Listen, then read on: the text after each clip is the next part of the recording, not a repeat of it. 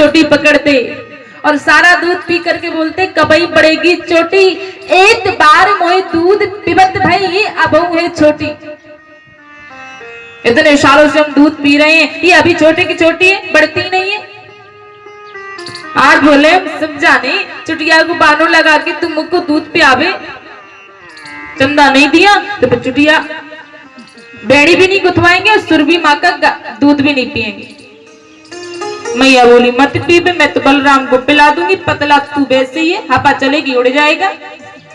अरे हमको चंदा लाके दे दे, जैसा हवा चल दिया हम दूध भी पिएंगे, बेड़ी भी गुथवाएंगे। मैया बोली चंदे ही ना मिलेगा, जो करना उसको कर ले। तीसरी धमकी दे रही, मैं हूँ पूत नंद बाबा को मैं तेरो सुत न कहे हूँ।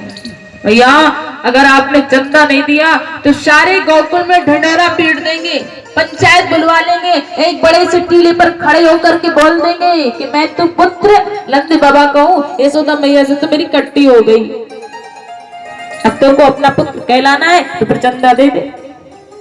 जब ये बात सुनी तो नेत्रों में आंसू आ गए। दौड़ करके यशोदा आई, गोविंद को अपने हृदय से लगा लिया, आंसुओं को पोंछती हुई बोली गोविंद कहीं तेरी इस मीठी वाणी को मेरी ही नजर ना लग जाए। भिग बैठाई कहते नदरानी, तू बल देव ही को न सुने हूँ, अति सुंदर चंदाहु से कोमल तो को नई दुल्हनिया ले हूँ। तो चंदा ही मत कर, बलराम से मत कहना, ये चंदा क्या, इसमें तो दाग है, बहुत सुंदर तुम्हें दुल्हनिया लाएंगे। कन्हैया बोले दुल्हनिया, अब चंदा बंदा भूल गए, दुल्हनिया चाहिए, दुल्हनिया चाहिए। तो फिर कैसी दुल्हनिया चाहिए? बोले इतनी सी ला दो कि मैं गाय चराने जाऊं तो जेब में रख के ले जाऊं। मैया ने छोटी सी गुड़िया दे दी। बड़ी अद्भुत लीला करते हैं महाराज।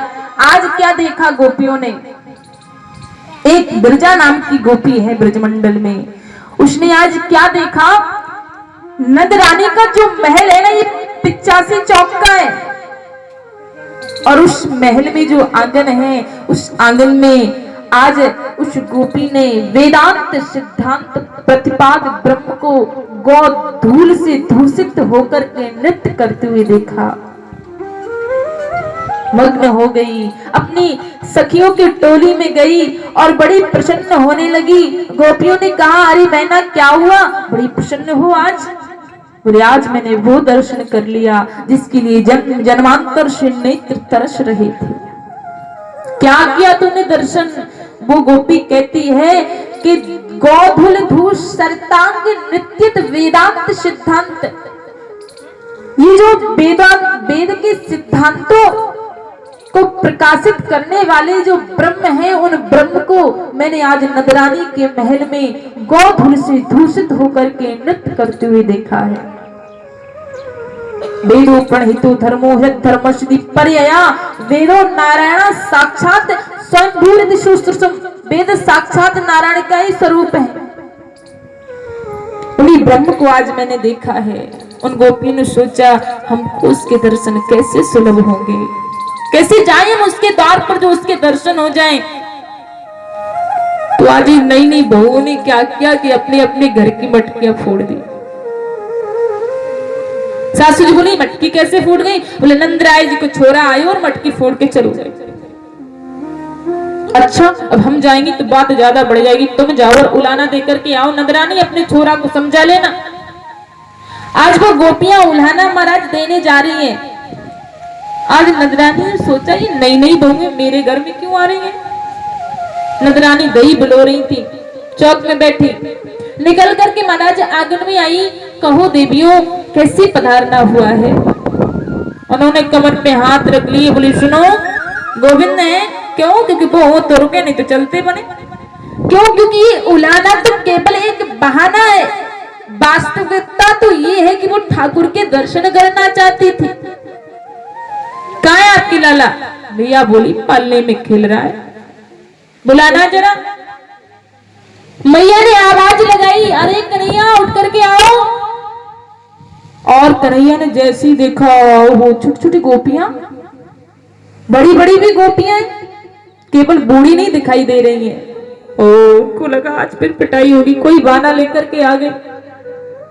दोनों हाथों से महाराज आंखों को मीड़ दिया, तो जो काजल है ना वो फैल गया, सो बद्रीनाथ जैसी आंखें दिखाई दे रही हैं।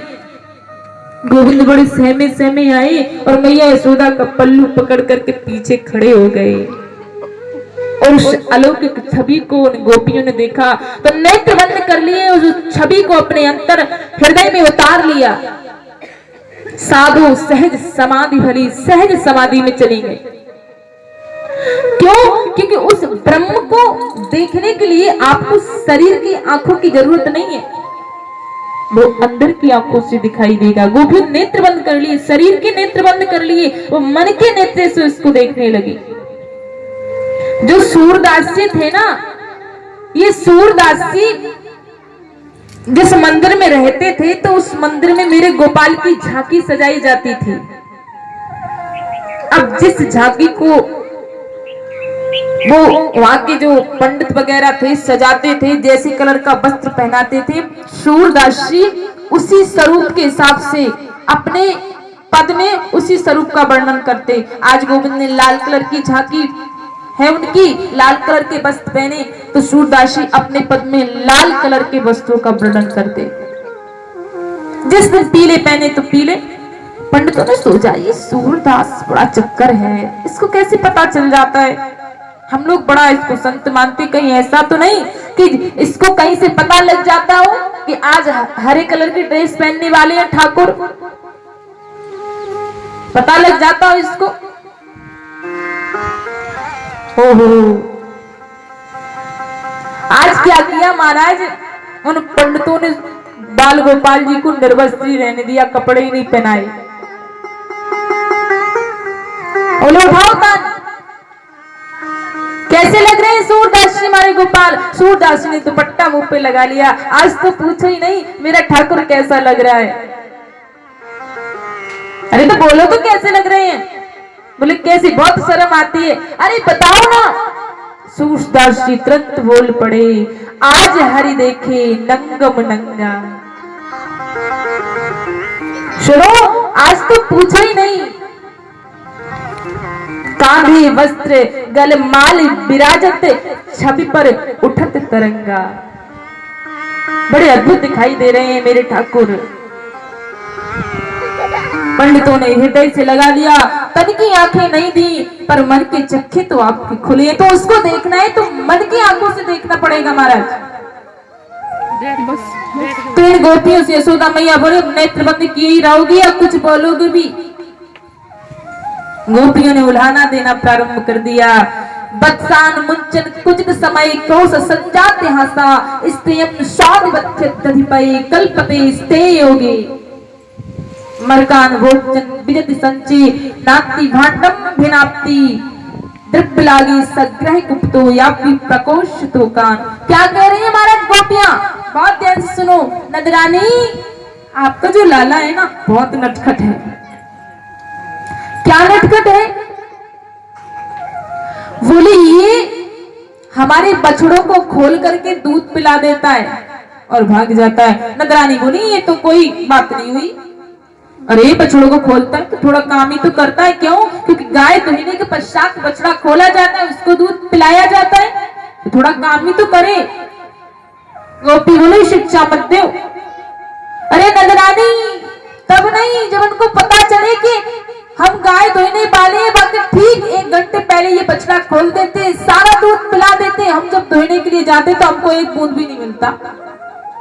आ समय, समय से नहीं, आ माने नहीं, जब समय नहीं हो तब छोड़ देती। नंदरानी बोली अब बच्चा है क्या बताए, तुम थोड़ा डांट दिया करो। गोपियां बोली नंदरानी शिक्षा मत दो, डांट दिया करो। अरे जब हम इनको डांटते हैं ना तो ताली बजा के जीप दिखा के भाग जाते। अब इनकी हंसी देखी तो हमको भी हंसी आ जाए। नंदरानी बोली तो अब इसका हम क्या करें। मैंने तो कह दी थोड़ी डांट दिया करो। नंदरानी ये माखन चुरा के भी खाते हैं।